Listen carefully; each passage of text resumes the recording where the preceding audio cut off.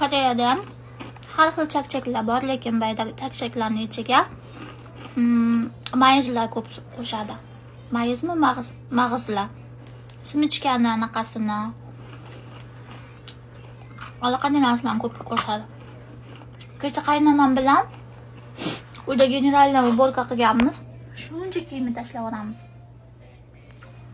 O'g'limning kiyimi ham bor, qaynonamning kiyimi ham bor, meni ham kiyimim bor. Shunga kiyimlarimni tashlab olsam, qarasam umuman kiyimim qolmayapti.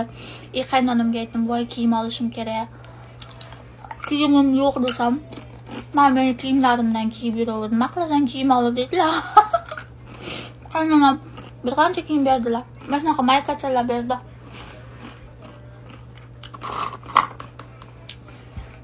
Bugun qaynonam janozaga chaqirishdi. Janozaga ketishdi.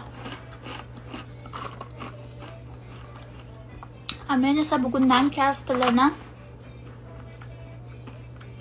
imtihoniga tayyorgarlik ko'rmoqchiman. Chunki internetdan ko'ryapman, ko'p ish joylariga kasb tilidan topik 6 olish kerak ekan. Shuning uchun bitta topik olsam, qirishim osonroq bo'ladi. Menga omad tilaylar.